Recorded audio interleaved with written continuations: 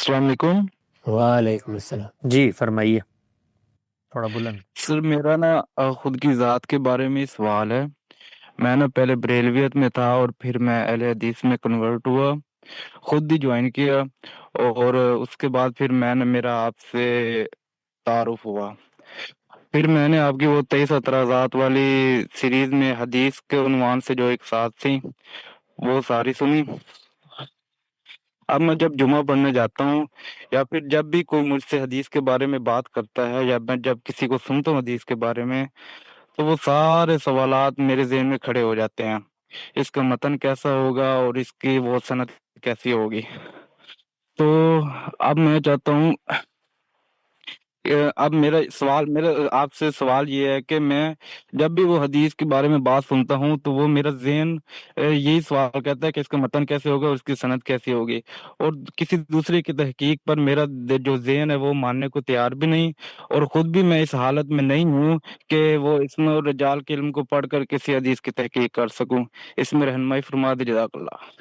انسان دو صورتوں ہی میں ہوتا ہے، یا وہ عام آدمی ہے، دنیا میں بہت سی مصروفیات ہیں، وہ انہی کو اپنا اصل کام بنائے ہوتا ہے، کوئی ملازمت کر رہا ہے، کوئی ہنرمند ہے، کوئی کاروباری ہے، اس کے ساتھ وہ دین کو سمجھنا چاہتا ہے اور دین پر عمل کرنا چاہتا ہے۔ اس لیے کہ دین تو کسی خاص طبقے کی چیز نہیں ہے، ہر شخص کو اپنی مصروفیات کے باوصف مسلمان رہنا ہے۔ تو اس کے لیے آپ کو دین کی وہ چیزیں جاننی چاہیے جو آپ کے لیے لازم ہے۔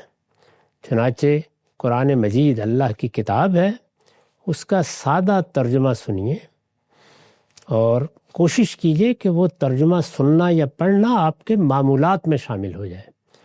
معمولات ہر شخص اپنے لحاظ سے بناتا ہے، ہفتے میں کچھ وقت کے لیے، روزانہ ایک دن چھوڑ کر، یا جتنا بھی وقت ملے وہ مقرر کر لیجئے۔ اللہ کی کتاب، اس کو زندگی میں بار بار پڑھتے رہنا چاہیے، اور جب کبھی کوئی دین کی طرف التفات ہو تو جیسے فال کے لیے کتاب کھولتے ہیں، اس کو کھولیے اور کسی سورہ کی تلاوت کر لیجئے، اس کو پڑھیے۔ قرآن مجید ہی ہمارے لیے ہدایت کا سرچشمہ ہے، ھدی للمتقین ہے۔ ہر مسلمان کو چاہیے کہ وہ قرآن مجید کو سنتا رہے، پڑھتا رہے۔ اس میں کوئی سوال پیدا ہوا، کسی چیز کے بارے میں جاننے کی ضرورت پڑی، تو آپ اس میں تفاسیر بھی دیکھ سکتے ہیں، اور اگر کوئی تردد ہو تو ذرا تقابلی مطالعہ بھی کر سکتے ہیں اور اپنے زمانے کسی صاحب علم سے بھی رجوع کر سکتے ہیں۔ دوسری چیز ہے سنت، جس پر ہم نے عمل کرنا ہے۔ اس میں بڑی بڑی چیزیں وہی ہیں جن کو ہم عبادات کہتے ہیں، وہ مسلمانوں کے ہاں بغیر کسی تردد کے موجود ہیں، اجماع اور تواتر سے منتقل ہو گئی ہیں۔ مسجد میں جائیے، پتہ چل جائے گا نماز کیا ہے۔ حج و عمرہ کے لیے نکل جائیے، لوگوں کے پیچھے چلتے رہیے، سب مناسک معلوم ہو جائیں گے۔ رمضان کا مہینہ آئے گا تو مسلمانوں کے در و دیوار بتا دیں گے کیا کرنا ہے۔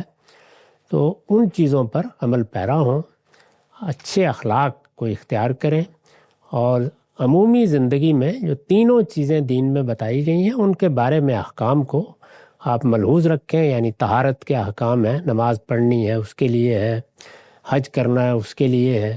اسی طرح کھانے پینے کی چیزوں کے بارے میں موٹی موٹی باتیں ہیں، یہ چیزیں حرام ہیں، اس میں اصول بھی قرآن نے بیان کر دیا ہے کہ تمام طیبات حلال ہیں اور تمام خبائث حرام ہیں۔